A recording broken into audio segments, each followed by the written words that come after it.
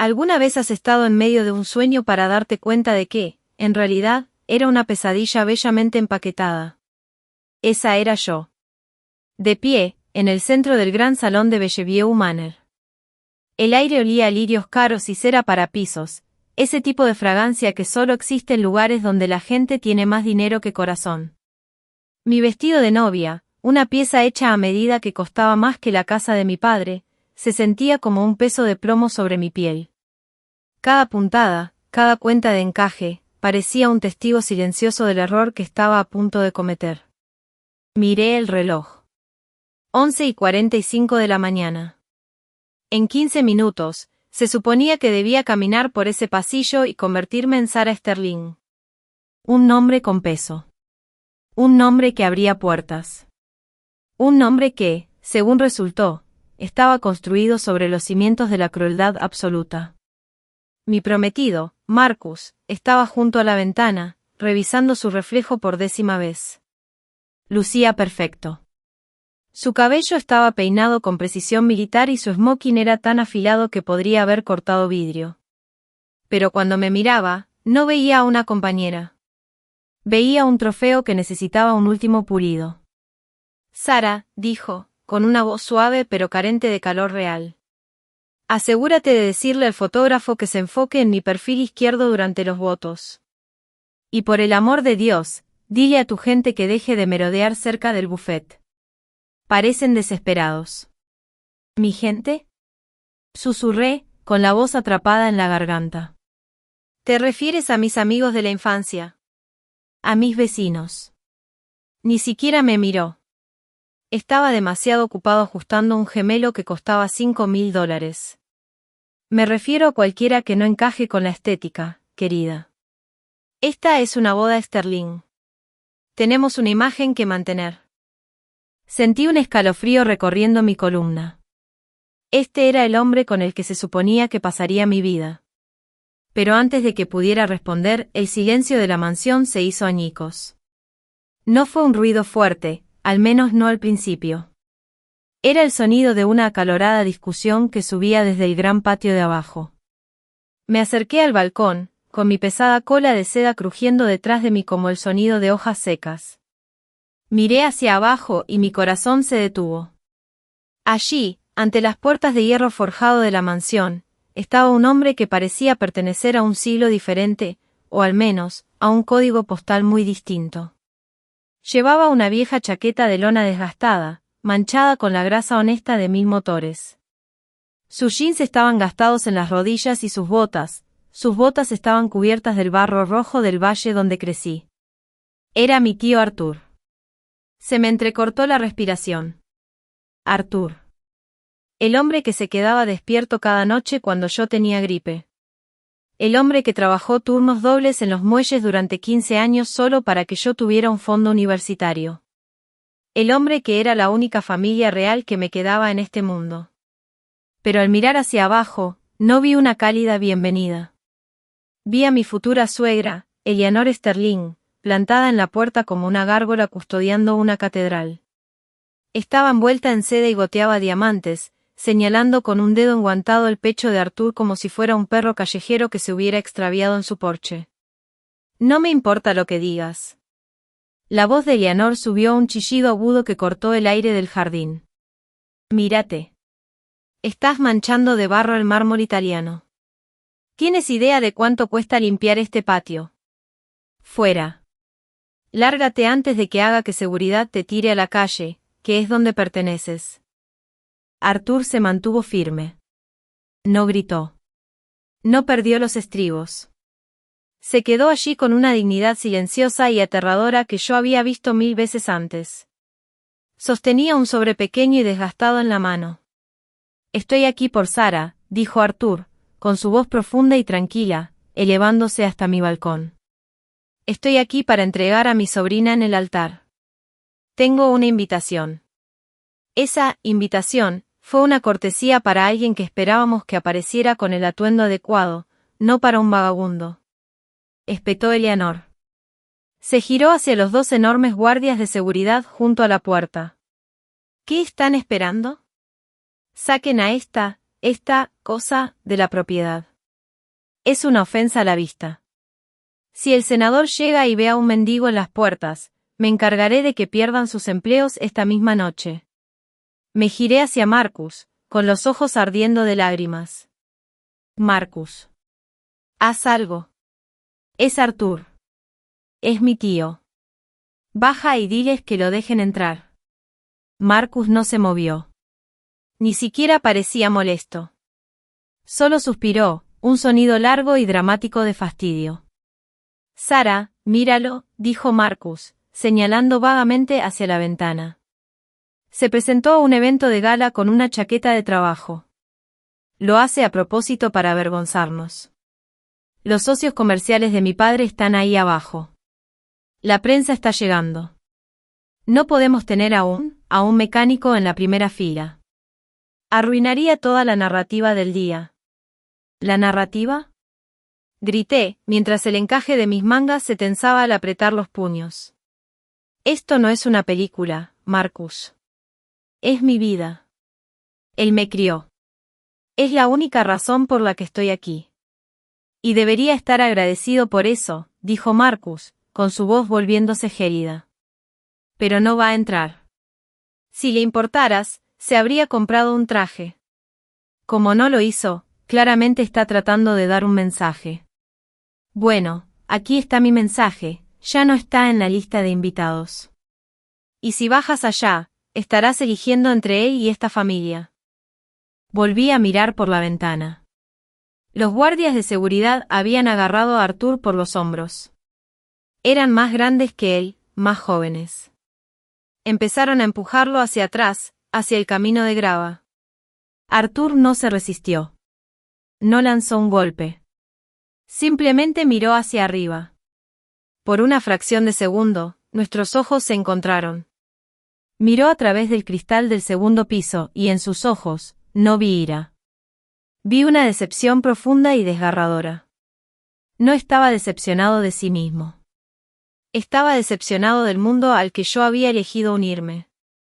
Lo empujaron fuera de las puertas y las cerraron de golpe. Las pesadas barras de hierro encajaron con un sonido que se sintió como el cierre de un ataúd. «Listo», dijo Marcus, acercándose por detrás y poniendo una mano en mi hombro. Su tacto se sintió como una serpiente deslizándose sobre mi piel. Problema resuelto. Ahora, sécate los ojos. Tenemos una boda que empezar. En una hora, todo esto será olvidado. Pero Marcus se equivocaba. No sería olvidado. Porque mientras veía a ese hombre, pobre, alejarse por el camino polvoriento, lo vi sacar un teléfono de su bolsillo. No estaba llamando a un taxi.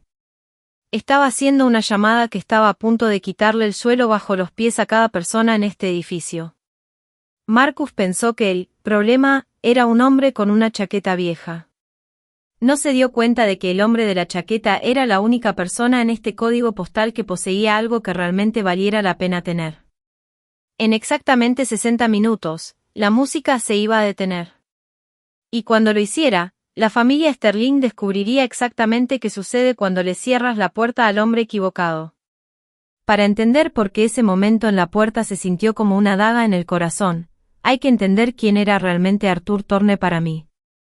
Para los Sterling, no era más que un hombre con una chaqueta de lona, una mancha en su horizonte inmaculado. Pero para mí, él era el hombre que salvó mi vida, literal y figuradamente. Yo no nací en este mundo de jardines podados y sirvientes silenciosos. Nací en un pueblo donde el aire olía a agujas de pino y humo de leña. Cuando tenía 7 años, mi mundo se terminó. Una noche de lluvia, una carretera resbaladiza y un accidente de coche que se llevó a mis padres en un instante. Recuerdo estar sentada en una fría oficina de servicios sociales, con las piernas colgando de una silla de plástico, abrazando un oso de peluche andrajoso. Los trabajadores sociales hablaban de mí como si fuera una pieza de equipaje extraviada. Decían que no quedaba nadie. Y entonces, la puerta se abrió de par en par. Entró Arthur. Era más joven entonces, pero ya tenía esa misma fuerza tranquila. No traía un abogado. No traía un traje. Solo tenía una mirada que le decía a todos en esa habitación que no se iría sin mí. Era el hermano mayor de mi padre, un hombre que vivía en una cabaña de una sola habitación y trabajaba como mecánico. No tenía una cartera de inversiones, pero tenía un corazón de oro macizo. Me llevó a casa. No sabía trenzar el cabello, así que aprendió viendo vídeos viejos. No sabía cocinar nada más que carne y papas, así que quemamos muchas cenas juntos, riendo hasta que nos dolía el estómago. Cuando quise tomar clases de ballet, trabajó el turno de noche en los muelles para pagar las zapatillas. Cuando entré en una universidad prestigiosa, vendió su camioneta clásica, aquella que había pasado 10 años restaurando, solo para que yo no tuviera que pedir ni un solo préstamo estudiantil. El dinero es solo una herramienta, Sara, me decía mientras nos sentábamos en el porche de aquella pequeña cabaña, viendo las luciérnagas. Es como un martillo. Puedes usarlo para construir una casa, o puedes usarlo para derribarla. Nunca dejes que la herramienta sea dueña del artesano. En aquel entonces, yo no me daba cuenta de que Arthur estaba haciendo algo más que sobrevivir. No sabía nada de su pasado, de la traición que había sufrido décadas atrás a manos de hombres exactamente como los Sterling. Yo solo sabía que él era mi roca. Entonces llegó Marcus. Conocí a Marcus durante mi último año de carrera. Era encantador, elocuente y parecía admirar mi naturaleza genuina. Cuando me llevó a conocer a sus padres a su finca, sentí que había entrado en otra dimensión. Los Sterling no hablaban, actuaban. Cada cena era una audición. Cada conversación era un cálculo de quién conocía a quién. Eleanor Sterling, la matriarca, me trató como un proyecto. Tendremos que arreglar ese acento, decía con una sonrisa fina y afilada. Y simplemente debemos encontrarte un guardarropa que no grite escuela pública. Me quedé porque pensaba que Marcus era diferente. Pensaba que su amor era el puente entre mi mundo y el suyo. Pero a medida que comenzó la planificación de la boda, el puente empezó a desmoronarse. No podemos celebrar la boda en tu pueblo, Sara, había dicho Marcus 6 meses atrás, mirando el mapa del valle como si fuera una zona de plaga. No hay helipuerto. No hay catering de 5 estrellas. Los socios de mi padre se horrorizarían. Lo haremos en Bellevue Manor. Es más apropiado. Vi cómo la maquinaria Sterling tomaba el control. Eligieron las flores, la lista de invitados, incluso mi vestido. Empujaron a Arthur cada vez más hacia las sombras. Intenté hablarles de él, de lo brillante que era con las máquinas, de su sabiduría. Pero Eleanor simplemente agitaba la mano. Sí, querida, el tío rústico. Lo pondremos en la parte de atrás. O tal vez pueda ayudar con el estacionamiento. Se sentiría más como en casa allí, ¿no crees? Fui débil. Me quedé en silencio porque quería que la paz durara hasta el sí, quiero. Me dije que, una vez casados, podría traer a Arthur de vuelta a mi vida. Me dije que los Sterling solo eran particulares. Pero ahora, de pie en este vestidor, a las 12:15 del mediodía del día de mi boda, la venda finalmente se cayó de mis ojos. Eleanor entró en la habitación, revisando su reflejo en el espejo detrás de mí. Ni siquiera me miró a la cara. Solo ajustó un hilo suelto en mi hombro. El asunto en la puerta ya ha sido manejado, dijo, con una voz tan fría como una mañana de invierno. Tu pariente se ha ido. Honestamente, Sara, deberías agradecérmelo. Ese hombre era un riesgo andante. Imagina los titulares si el apellido, Thorne, se asociara con un hombre que parece dormir en un granero. Su nombre es Thorne, Eleanor, dije, con la voz temblando por una mezcla de dolor y una furia creciente. Y él es más hombre que cualquiera en este edificio. Eleanor soltó una carcajada corta y seca. ¿Un hombre? Un hombre provee, Sara. Un hombre construye imperios. ¿Ese hombre? Es un remanente de una vida que ya has superado. Ahora eres una Sterling. O lo serás en 20 minutos. Actúa como tal. Límpiate esos ojos, ponte tu sonrisa y recuerda, en este mundo, la apariencia es la única verdad que importa. Salió de la habitación, dejando el olor de su perfume caro y sofocante suspendido en el aire. Miré el reloj. Arthur se había ido hacía 15 minutos. Lo imaginé caminando por esa entrada larga y solitaria, con sus botas levantando el polvo de un mundo que lo había rechazado. Sentí una oleada de náuseas. Había permitido que el hombre que me dio todo fuera tratado como basura por personas que nunca habían trabajado un solo día en sus vidas. Pero lo que yo no sabía, lo que Eleanor y Marcus no sabían, era que Arthur Thorne no era solo un mecánico. No era solo un pariente. Él era el fantasma que había estado acechando las cuentas bancarias de la familia Sterling durante años. Él era quien, silenciosamente, había estado comprando sus deudas, vigilando sus escándalos y esperando el momento en que mostraran su verdadera cara. Los Sterling pensaban que ellos eran los depredadores y Arthur la presa. No se daban cuenta de que acababan de cerrarle la puerta al hombre que tenía las escrituras de sus vidas enteras en su mano. Arthur no se alejaba avergonzado. Caminaba hacia su auto para dar la orden final. Y mientras yo miraba mi reflejo, me di cuenta de que no quería ser Sarah Sterling. Quería ser una Thorne. La cuenta regresiva había comenzado. 12:45 del mediodía. El aire en el gran salón era denso, no solo por el aroma de 5000 rosas blancas, sino por el peso sofocante de las expectativas. Yo estaba al fondo de la sala, con las pesadas puertas de roble separándome de las 300 personas más importantes de la ciudad. A través de la rendija de la puerta, podía verlos. Un mar de smokings negros y vestidos de seda. Aquellos no eran amigos, eran socios comerciales, donantes políticos y rivales. El padre de Marcus, Richard Sterling, se movía entre la multitud como un general pasando revista a sus tropas. Sonreía, pero era la sonrisa de un tiburón. Estrechaba manos, se inclinaba hacia los demás, susurrando sobre fusiones y adquisiciones. Lo observé. Ese era el hombre que había autorizado al equipo de seguridad en la puerta. El hombre que veía a mi tío Arthur como una mancha en su día perfecto. De repente, comenzó a sonar la marcha nupcial. El sonido era majestuoso, pero para mí, sonaba como un canto fúnebre. Las puertas se abrieron de par en par. Todas las cabezas se giraron. Los flashes de las cámaras brillaron, contratados por los Sterling para asegurar que la boda ocupara la primera plana de las revistas sociales del domingo. Comencé mi caminata.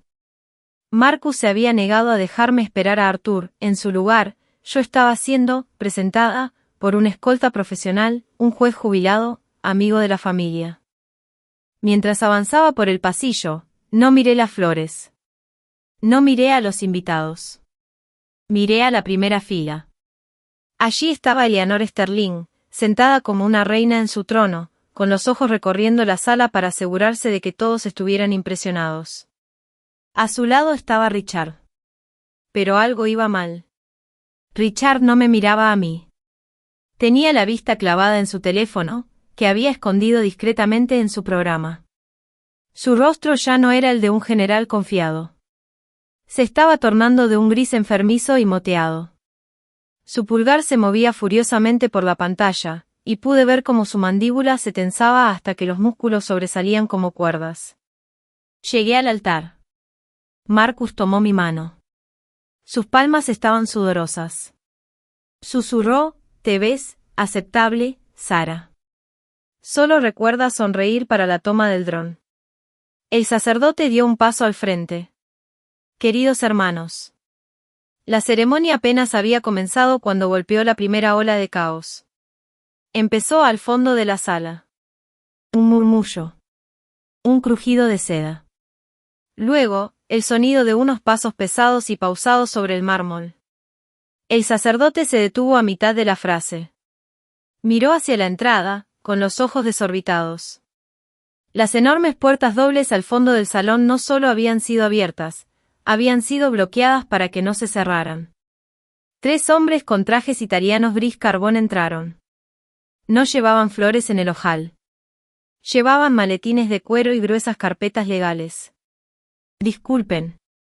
Richard Sterling se puso en pie, su voz retumbando en todo el salón, intentando recuperar el control. Esta es una ceremonia privada. Seguridad, retiren a estos hombres inmediatamente. Pero los guardias de seguridad no se movieron. Se quedaron en los bordes de la sala, luciendo confundidos y, por primera vez, asustados.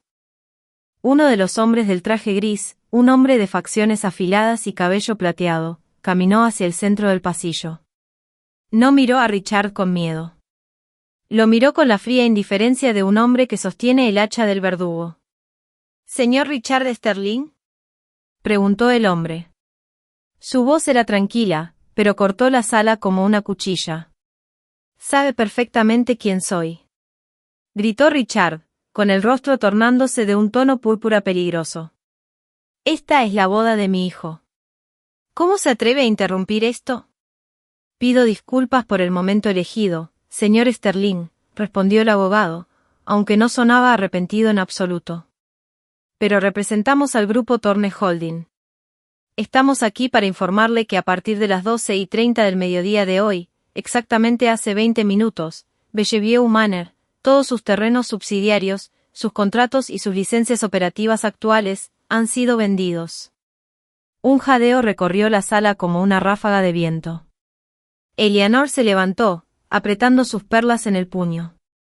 «¿Vendido? Eso es imposible. Tenemos un contrato de exclusividad por 5 años con el Grupo Vanderbilt. El Grupo Vanderbilt entró en liquidación privada esta mañana, señora», dijo el abogado, dirigiendo su mirada hacia ella.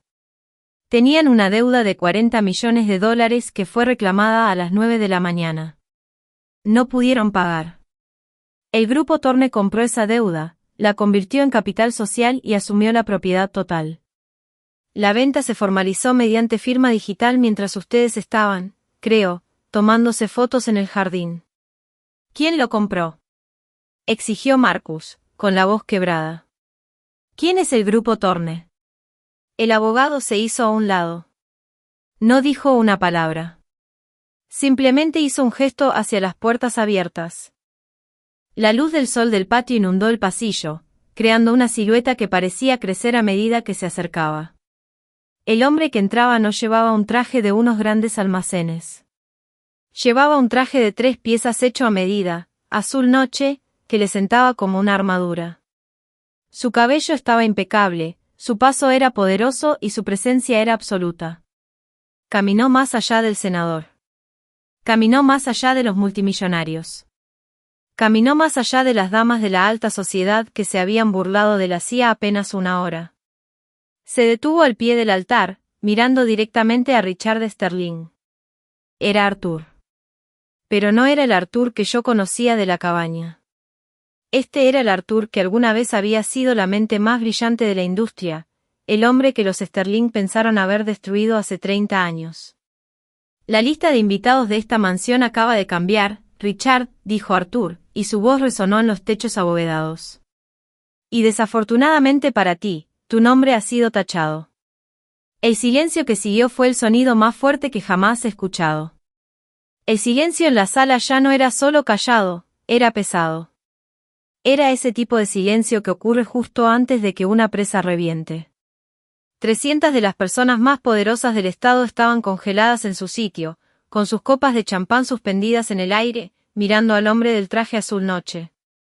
Arthur Thorne no parecía un conserje ahora. No parecía un vagabundo ni un técnico de mantenimiento. Estaba de pie al frente del pasillo con la postura de un rey que finalmente ha regresado a un trono que le fue robado. Richard Sterling fue el primero en encontrar su voz, aunque sonó débil y quebradiza, como el fantasma del hombre que presumía de su imperio hacía apenas unos minutos. «Arthur», tartamudeó Richard, con las manos apretando el respaldo del banco de caoba con tal fuerza que sus nudillos se tornaron blancos. Esto es algún tipo de broma de mal gusto». «¿Thorne Holding Group? Has estado viviendo en una choza en el bosque durante 30 años. Arreglabas tractores. No tienes el capital ni para comprar un banco de parque, mucho menos esta mansión». Arthur dio un paso adelante, lento y deliberado. El clic de sus tacones de cuero italiano sobre el suelo de mármol sonó como el golpe de un mazo contra un escritorio. Siempre subestimaste el valor del silencio, Richard, dijo Arthur, con una voz tranquila, firme y terriblemente resonante. Mientras tú estabas ocupado construyendo una marca a base de humo y espejos, mientras pedías préstamos para pagar otros préstamos solo para mantener en pie este castillo de naipes, yo estaba trabajando. Estaba invirtiendo. Estaba esperando.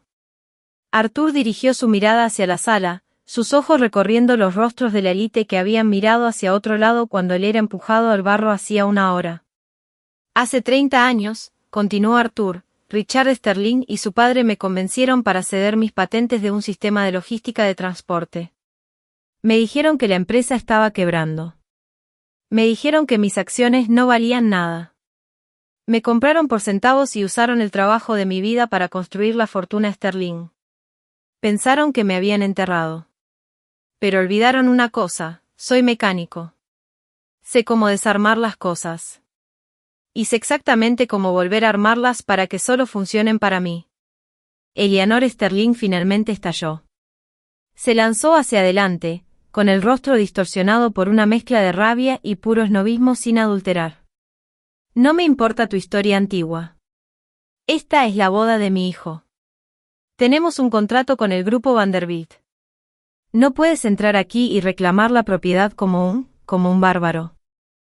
Uno de los abogados detrás de Arthur dio un paso al frente, abriendo una carpeta de cuero.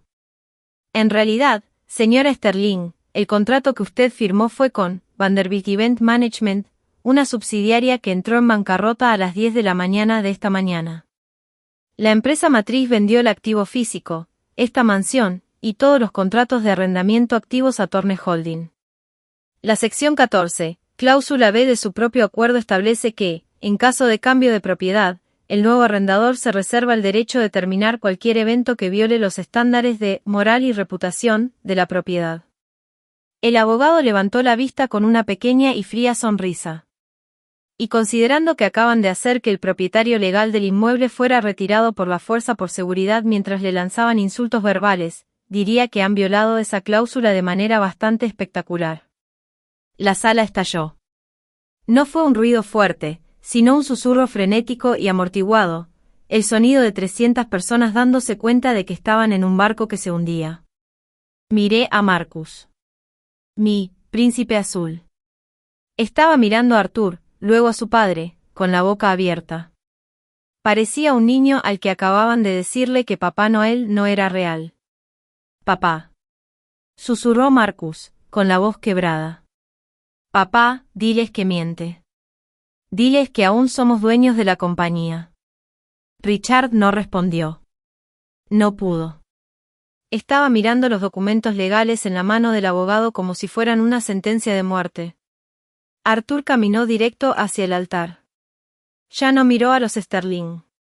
Me miró a mí. Sus ojos se suavizaron, el acero frío del hombre de negocios se derritió por un segundo para revelar al hombre que me había criado. Sara, dijo suavemente. Te dije que el dinero es una herramienta. Hoy, he usado esa herramienta para despejar un camino. No tienes que caminar por este pasillo. No tienes que casarte con una familia que vea a las personas como cosas o pasivos. Eres una Thorne. Y un Thorne nunca se inclina ante un Sterling. Miré a Marcus. Miré su smoking caro, su cabello perfecto y la forma en que intentaba esconderse tras la sombra de su padre. Luego miré a Arthur. El hombre que lo había sacrificado todo por mí. El hombre que acababa de comprar una propiedad de $50 millones solo para mostrarme la verdad. Sentí una oleada de poder que nunca había conocido. Alcancé mi cabeza, sintiendo la pesada tiara incrustada de diamantes que Eleanor me había obligado a usar. Me la quité y se la entregué a Marcus. Ten, dije, y mi voz resonó en el salón silencioso. Quédate con la marca Sterling. Creo que vas a necesitar el dinero. Arthur asintió al jefe de seguridad, un hombre que ahora estaba oficialmente en la nómina de Arthur. La ceremonia ha terminado, anunció Arthur a la sala. Los Sterling tienen 15 minutos para desalojar la propiedad.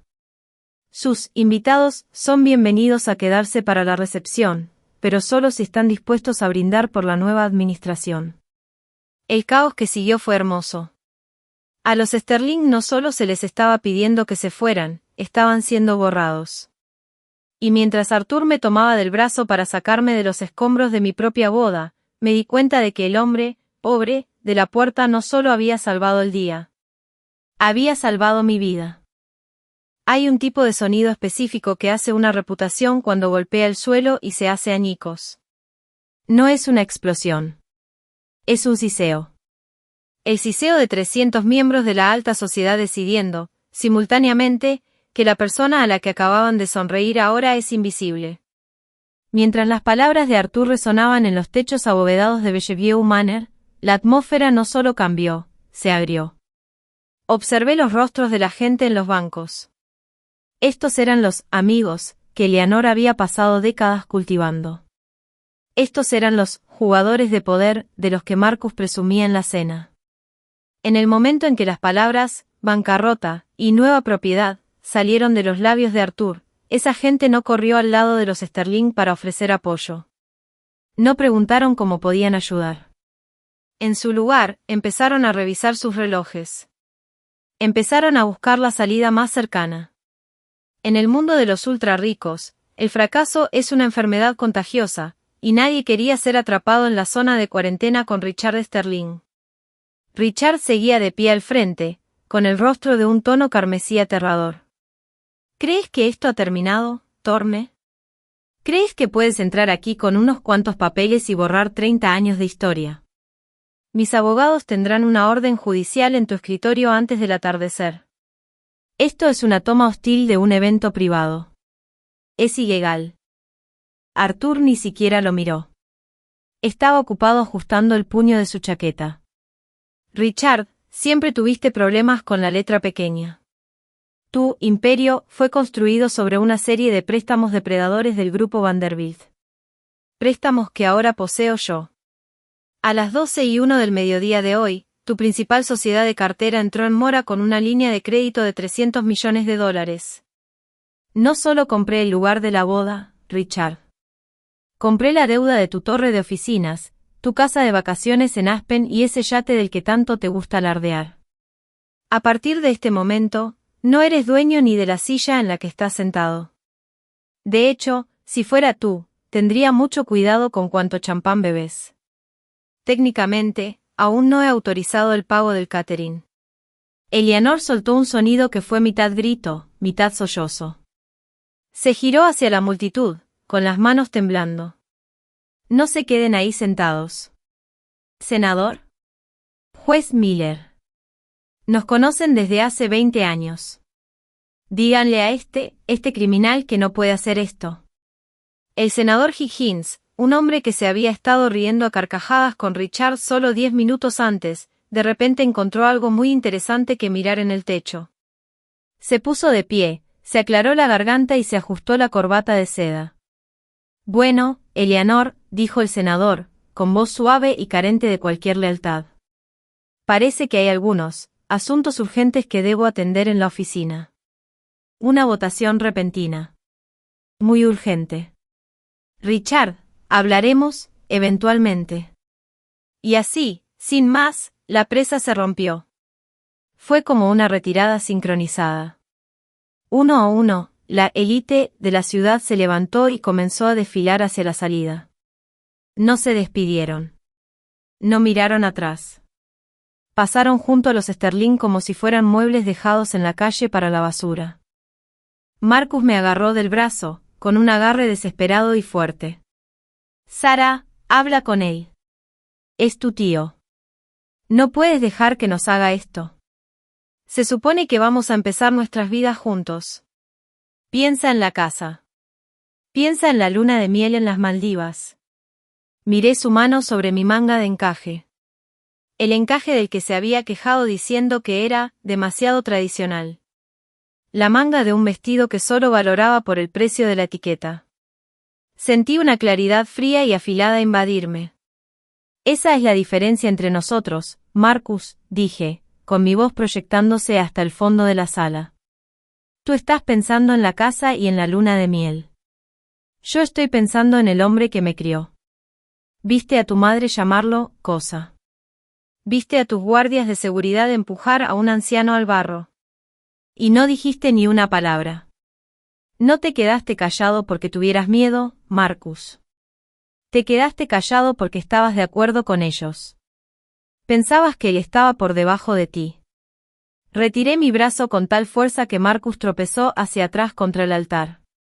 Las Maldivas suenan encantadoras, añadí, con una sonrisa amarga rozando mis labios. Espero que disfrutes los folletos, porque es lo más cerca que vas a estar de ellas en tu vida. Arthur dio un paso al frente, haciendo una señal a su equipo de seguridad, los hombres que ahora llevaban insignias de Torne Internacional. Richard, Eleanor, Marcus, dijo Arthur, con la voz cayendo a un gruñido bajo y peligroso. Tienen 10 minutos para recoger sus efectos personales y salir por la entrada de servicio. Las puertas principales son para los invitados. Y como ustedes ya no están en la lista, sugiero que se muevan rápido. Mi equipo de limpieza tiene programado llegar a la 1:30, y les he dicho que desechen cualquier cosa que parezca basura. Richard Sterling, el hombre que una vez fue llamado el rey de la selva de concreto, parecía haber envejecido 20 años en 20 minutos. Sus hombros se desplomaron. Sus ojos se hundieron. Miró a Arthur, el hombre al que había traicionado hacía 30 años, y por primera vez, vio al fantasma que él mismo había creado. Has estado planeando esto durante mucho tiempo, ¿verdad? Susurró Richard. Yo no planeé tu codicia, Richard, respondió Arthur. No planeé tu crueldad. Solo preparé el escenario para que tú la actuaras. Ustedes se destruyeron a sí mismos. Yo solo me aseguré de que hubiera una audiencia para verlo. Mientras los Sterling eran escoltados por la puerta lateral, la puerta usada para la basura y las entregas, ocurrió algo extraño. Los invitados, pobres, los que Arthur había traído en autobús desde nuestro pueblo natal, comenzaron a entrar en el salón. No vestían trajes de $5,000. Llevaban sus mejores galas de domingo y botas de trabajo que habían sido pulidas para la ocasión. Entraron en el salón recubierto de pan de oro con ojos muy abiertos y sonrisas humildes. Arthur se giró hacia mí y me tendió la mano. La basura ya ha sido sacada, Sara. Ahora, creo que tenemos una fiesta que comenzar. Y esta vez, todo el mundo está invitado. La música empezó de nuevo. Pero no era la marcha nupcial. Era una pista de blues con alma y ritmo, el tipo de música que Arthur solía poner en el garaje mientras me enseñaba a cambiar una llanta. La casa Sterling no solo se había derrumbado. Había sido reemplazada. El salón era finalmente nuestro. El aroma del sofocante perfume de Eleanor se estaba desvaneciendo, reemplazado por el olor honesto de la lluvia sobre el pavimento exterior y el de las empanadillas calientes de manzana que mis amigos finalmente estaban disfrutando. Pero mientras me sentaba en el borde del escenario cubierto de terciopelo, con mis caros tacones a un lado y los pies recogidos bajo mi falda de seda, miré a Arthur. Estaba sentado en una de las sillas bañadas en oro, revisando un grueso libro de contabilidad encuadernado en cuero. No parecía un multimillonario. Simplemente parecía mi tío Arthur, el hombre que solía leerme cuentos sobre las estrellas antes de dormir. Arthur, susurré, y la palabra se sintió pesada en la quietud de la sala. ¿Cómo? Has vivido en esa cabaña durante 20 años. Conducías una camioneta que se mantenía en pie gracias a la cinta aislante y a las oraciones. ¿Cómo pudiste hacer todo esto en una hora? Arthur levantó la vista con una leve y cansada sonrisa en los labios. Golpeó suavemente el libro. No tomó una hora, Sara. Tomó 3 décadas. Y la camioneta no se mantenía por oraciones, se mantenía por una ingeniería superior. Ese es el problema con la gente como Richard Sterling. Piensan que si algo no brilla, no tiene valor. Abrió el libro y lo deslizó hacia mí. No estaba lleno de planes de boda. Estaba lleno de estados de cuenta bancarios, fechas de adquisición y nombres de sociedades fantasma. Cuando Richard y su padre me estafaron con nuestra sociedad en los 90, comenzó Arthur, con su voz cayendo en ese tono de cuentacuentos que tanto me gustaba, pensaron que habían ganado porque tenían el efectivo. Pero yo tenía las patentes. Conocía su modelo de negocio mejor que ellos. Sabía que la familia Sterling no construía cosas, compraban cosas que no entendían y les estampaban su apellido. Pasé las páginas. Torne International. Apex Liquidity. Blue Harbor Holdings. Arthur, estas son las empresas que han estado comprando la mitad del distrito financiero. Así es, asintió. Cada vez que Richard pedía un préstamo para financiar un nuevo rascacielos, yo era quien compraba esa deuda a los bancos. Cada vez que pisoteaba a un pequeño contratista para ahorrarse $1, yo era quien se acercaba y le ofrecía a ese contratista una sociedad silenciosa. No solo estaba construyendo una cuenta bancaria, Sara. Estaba tejiendo una red. Quería ver si Richard cambiaría alguna vez. Quería ver si, una vez que tuviera suficiente dinero, finalmente se convertiría en un ser humano decente. Hizo una pausa, mirando los bancos vacíos donde la élite se había sentado hace apenas unos momentos. Les di una docena de oportunidades para ser amables contigo, dijo Arthur, con la voz endureciéndose. Observé desde las sombras cómo intentaban convertirte en una de ellos. Vi cómo eliminaban a tus amigos de la lista de invitados. Incluso envié una pequeña donación a su caridad favorita en tu nombre, solo para ver si lo reconocerían. No lo hicieron. Solo se embolsaron el prestigio e ignoraron a la persona detrás de él. Pero la boda, dije, con el corazón acelerado. El lugar. ¿Lo compraste hoy? El grupo Vanderbilt era el último pilar que sostenía el castillo de naipes de los Sterling, explicó Arthur. Eran los mayores patrocinadores de Richard. Pero los Vanderbilt han estado apostando en la bolsa y perdiendo. Sabía que estaban desesperados. Esta mañana, a las 8 de la mañana, les ofrecí una salida. Les dije que liquidaría su déficit de $40 millones a cambio de toda su cartera inmobiliaria, incluyendo esta mansión, con efecto inmediato. Firmaron los papeles antes de que yo pudiera terminar mi café. Miré el sobre pequeño y desgastado que Arthur sostenía en la puerta, el que Eleanor había llamado basura. ¿Qué había en el sobre, Arthur? Metió la mano en su bolsillo y lo sacó. Me lo entregó. Lo abrí, esperando un cheque o una escritura. En su lugar, era una fotografía. Era una foto vieja y granulada de mi padre, Arthur y un joven Richard Sterling de pie en los muelles. Todos sonreían, cubiertos de grasa, sosteniendo un plano. En el reverso, con la letra de mi padre, decía, socios de por vida. Integridad sobre todo. Iba a darle eso en la recepción, dijo Arthur en voz baja. Iba a decirle que si me daba la bienvenida, no como a un multimillonario, sino como a tu tío, yo habría borrado su deuda. Habría salvado su empresa. Le estaba dando una última prueba. Una prueba de carácter. Y falló, susurré. No solo falló, dijo Arthur, cerrando el libro con un golpe definitivo. Me demostró que no solo odiaba a los pobres. Odiaba la idea misma de las personas que lo ayudaron a llegar a la cima. Cuando me empujaron en esa puerta, Sara, no solo estaban empujando a un hombre con una chaqueta vieja. Estaban desechando su última oportunidad de sobrevivir. Miré la foto, luego al hombre sentado frente a mí. La venganza no se trataba solo del dinero o de la mansión. Se trataba de la verdad. Los Sterling habían pasado 30 años fingiendo que eran mejores que todos los demás, pero en una hora, el hombre, pobre, que despreciaban había demostrado que, en realidad, ellos eran los que no tenían nada. Arthur se puso de pie y se alisó el traje. Ahora, basta de deudas y libros contables. La señora Higgins trajo esas empanadillas de manzana que tanto te gustan de la panadería.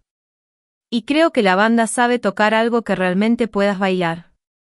Mientras me guiaba hacia la pista de baile, me di cuenta de que el secreto más grande que Arthur había guardado no eran sus miles de millones. Era el hecho de que nunca dejó que el dinero cambiara al hombre que estaba en los muelles hace 30 años.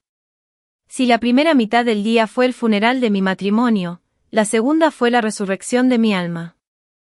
Con los Sterling fuera y la alta sociedad de la ciudad huyendo a sus escondrijos para evitar el escándalo, Bellevue Manor experimentó una transformación que ningún diseñador de interiores podría haber planeado. Las puertas de hierro, que habían sido cerradas de golpe ante mi tío apenas unas horas antes, ahora estaban abiertas de par en par. Y entonces, llegaron ellos. El autobús que Arthur había alquilado llegó a la entrada principal. No era una limusina negra y reluciente, era un autobús escolar amarillo, ligeramente empolvado por los caminos de montaña de nuestro pueblo. Mientras las puertas crujían al abrirse, la gente que realmente me amaba comenzó a desparramarse sobre el sagrado mármol italiano del patio. Allí estaba la señora Higgins, la mujer que me había vendido galletas de jengibre cada viernes desde que yo tenía 5 años. Llevaba su mejor vestido floral y cargaba una cesta de empanadillas de manzana como si fueran tesoros reales.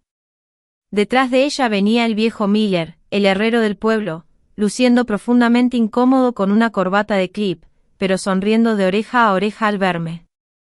Mis compañeras de universidad, a quienes Eleanor había borrado de la lista por ser demasiado ruidosas, corrieron hacia mí con gritos de alegría, sus tacones marcando un ritmo feliz sobre la piedra. «Sara», exclamó la señora Higgins, envolviéndome en un abrazo que olía a canela y a hogar. Nos enteramos de que hubo un cambio de gerencia. Vinimos tan rápido como el motor nos lo permitió. Miré alrededor del salón. La transformación era asombrosa. El personal del catering, que había pasado la mañana siendo maltratado por Eleanor, parecía haber sido liberado de una prisión. Arthur había entrado en la cocina 10 minutos antes y les había dicho 2 cosas. Primero, que su paga por el día se triplicaba. Segundo, que la regla de prohibido comer quedaba oficialmente abolida. De repente, los aperitivos de $5.000 por plato circulaban entre personas que realmente los apreciaban. Vi al jefe de camareros de la mansión, un hombre que se había visto miserable toda la mañana, riendo mientras le enseñaba a mi primo Jimmy cómo equilibrar correctamente una bandeja de champán. «¿Esto es real, Sara?», preguntó mi mejor amiga, Elena, mirando hacia los candelabros de 6 metros. «¿Tu tío realmente compró este lugar?» «No solo compró el lugar, Elena», dije, viendo a Arthur mostrarle al señor Miller el intrincado mecanismo del reloj en el gran vestíbulo. Lo reclamó. Pero lo mejor no fue la comida ni el pan de oro. Fue la música. El cuarteto de cuerdas de la alta sociedad que los Sterling habían contratado seguía sentado en un rincón, con cara de confusión. Arthur se acercó a ellos, les entregó un sobre grueso y les susurró algo. 5 minutos después, estaban empacando, y una banda de bluegrass de 5 integrantes de nuestro valle se instalaba en el escenario. Las primeras notas de un violín rasgaron el aire, agudas y brillantes. Era un sonido que Bellevue Manor probablemente nunca había escuchado en sus 100 años de historia. Era un sonido de coraje, de sudor y de felicidad genuina. ¿Bailamos?, preguntó Arthur, apareciendo a mi lado. Tomé su mano. No hicimos un primer baile coreografiado. No esperamos a las cámaras. Simplemente empezamos a movernos. Y pronto, todo el salón fue un torbellino de color. La señora Higgins giraba con el jefe de seguridad. Los mecánicos del taller de Arthur enseñaban a las damas de honor cómo bailar el twist. Mientras daba vueltas, alcancé a ver los detalles Sterling que aún quedaban. Las servilletas con monogramas. La escultura de hielo con el escudo familiar de Marcus. Todo parecía tan pequeño ahora. Tan frágil. Habían construido un mundo hecho de cosas que se podían comprar, pero olvidaron incluir las que no, la lealtad, la historia y el amor. Miré a través de los enormes ventanales que iban del suelo al techo. A lo lejos, podía ver las luces intermitentes de una camioneta de noticias estacionada cerca de las puertas exteriores. El mundo exterior bullía con el escándalo del siglo. Los Sterling probablemente estaban sentados en la oficina de algún abogado de mala muerte o en un apartamento estrecho, viendo cómo sus saldos bancarios digitales bajaban hasta llegar a 0. ¿Pero adentro? Adentro, la gente, pobre, estaba disfrutando como nunca. El personal trajo el pastel de bodas, aquel que Eleanor había pasado meses diseñando. Arthur miró la monstruosidad de 5 pisos y se echó a reír. «Es un poco excesivo, ¿no crees?», preguntó. «Demasiado excesivo», asentí. «Bueno», dijo Arthur, entregando un gran cuchillo de plata a un grupo de niños locales que acompañaban a sus padres. «Creo que los niños deberían tener la primera rebanada. De hecho, asegurémonos de que todos reciban un pedazo del legado Sterling. He oído que, de todos modos, es principalmente aire y azúcar». Mientras observaba a los niños lanzarse sobre el pastel, con sus caras manchadas de glaseado carísimo, me di cuenta de que esta era la verdadera venganza. No se trataba solo de quitarles su dinero o su edificio. Se trataba de tomar lo único que ellos valoraban, su exclusividad, y abrirlo a las mismas personas que ellos pensaban que no eran dignas ni de respirar su mismo aire. Arthur se inclinó, con los ojos brillando. «Sabes, Sarah, este salón sería un excelente centro comunitario. Tal vez deberíamos mantenerlo así». Apoyé mi cabeza en su hombro. «Creo que esa es la mejor idea que has tenido en todo el día». La fiesta seguía rugiendo en el interior, los sonidos del violín y las risas resonaban por los pasillos de Bellevue Manor. Pero yo necesitaba un momento para respirar. Salí al gran balcón, aquel que daba a las puertas principales donde todo este día había comenzado. El aire fresco de la tarde se sentía limpio, se sentía como el primer suspiro después de haber estado bajo el agua durante mucho tiempo. Miré hacia la entrada. Había empezado a llover, una llovizna ligera que hacía que la grava brillara bajo las luces de la puerta. Y allí, de pie justo al otro lado de los barrotes de hierro, estaba una figura que reconocí al instante. Era Marcus. Ya no era el príncipe azul del smoking de 3 piezas. Su chaqueta había desaparecido. Su camisa blanca estaba empapada, pegada a su piel, y su cabello, ese cabello en el que pasó una hora peinando, estaba aplastado contra su frente. Parecía pequeño.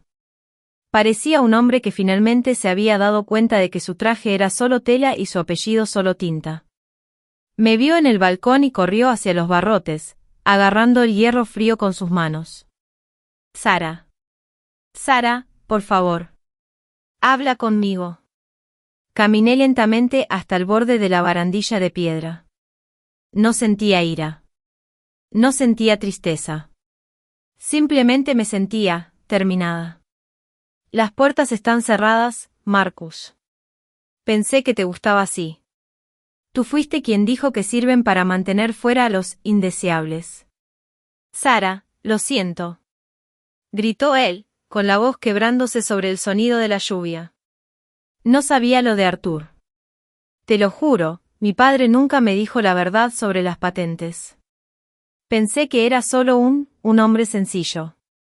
Si hubiera sabido quién era, lo habría tratado como un rey. Nunca habría dejado que mi madre le hablara así. Lo miré desde arriba y, por primera vez, lo vi con total claridad. «Eso es lo más asqueroso que has dicho en todo el día, Marcus». Él se quedó helado. «¿Qué? ¿Por qué?» «Estoy diciendo que lo habría respetado». «No», dije, y mi voz cortó el aire húmedo como una cuchilla. «Estás diciendo que habrías respetado su dinero. No lo habrías respetado a él. Estás demostrando exactamente por qué Arthur hizo esto.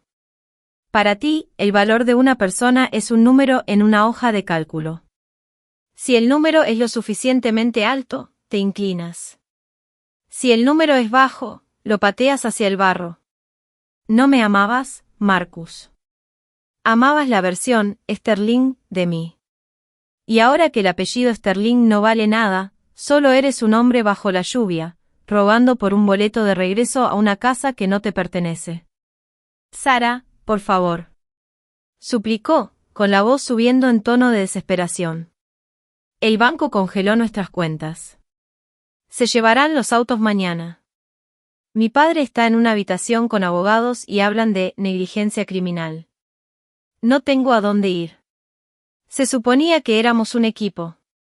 Un equipo. Me reí, pero no había alegría en ello. Un equipo no se queda callado mientras ve cómo empujan a la figura paterna de su pareja hacia la calle. Un equipo no mide el amor por la marca de un reloj. No estás buscando una esposa, Marcus. Estás buscando un bote salvavidas. Y no me interesa que me arrastres contigo a la oscuridad.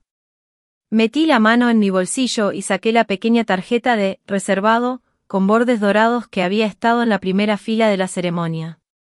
Tenía el escudo de los Sterling. Esta mañana me dijiste que tenía que podar las ramas muertas de mi vida si quería crecer, le dije, repitiéndole las palabras de Eleanor. Bueno, seguí tu consejo. He podado a los Sterling. Solté la tarjeta. Revoloteó por el aire, cayendo hasta aterrizar en un charco a los pies de Marcus. Él la miró, con el rostro desmoronándose. Seguridad, llamé, sin siquiera mirar atrás. Dos de los guardias de Arthur, hombres que realmente habían sido tratados con respeto hoy, salieron de las sombras de la garita. Por favor, escolten a este hombre fuera de la propiedad, dije. Está invadiendo terreno privado. Sara. No. No puedes hacer esto. Te amo. Gritó Marcus mientras los guardias lo tomaban por los brazos. Fue de la misma forma en que se habían llevado a Arthur antes. La ironía era poética, pero Marcus estaba demasiado ocupado llorando para verla. Observé cómo lo alejaban hacia la carretera oscura. Ya no era un villano en una gran tragedia. Era solo una consecuencia patética de su propia codicia. Me di la vuelta hacia el calor del salón. Vi a Arthur de pie en el umbral, observándome. No dijo nada. No era necesario. Simplemente levantó su copa de sidra espumosa en un brindis silencioso. La casa Sterling estaba oficialmente vacía. Y por primera vez en mi vida, mi hogar estaba finalmente lleno. Los titulares de la mañana siguiente fueron exactamente lo que cabía esperar. La boda del siglo cancelada, el imperio Sterling colapsa, el misterio de Arthur Thorne. Para el mundo, fue un escándalo. Para los tabloides, fue un festín. Pero para mí, fue la primera mañana tranquila del resto de mi vida. No nos quedamos en Bellevue Manor. Después de que el último invitado fuera llevado a casa y el personal local recibiera un bono que los hizo llorar, Arthur y yo regresamos al valle en su vieja camioneta.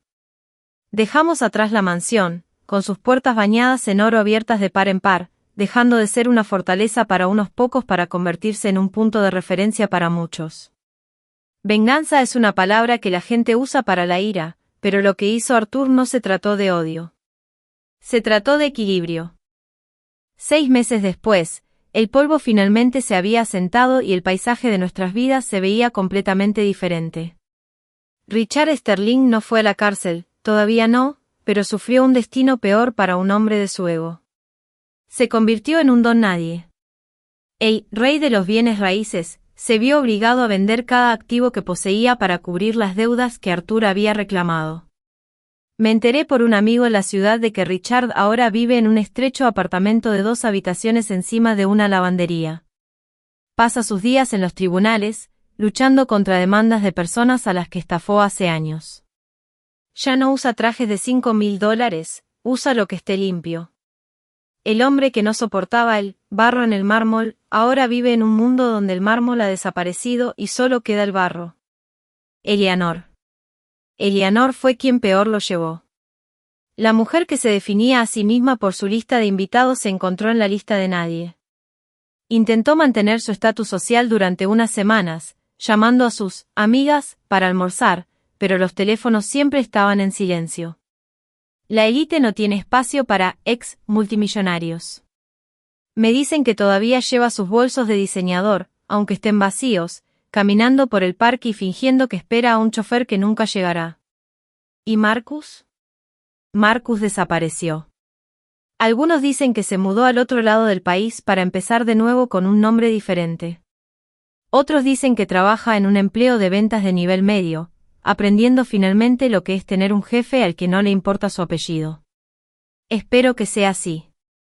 Espero que esté aprendiendo que el valor de un hombre no se hereda, se gana. Pero de vuelta en el valle, las cosas estaban creciendo.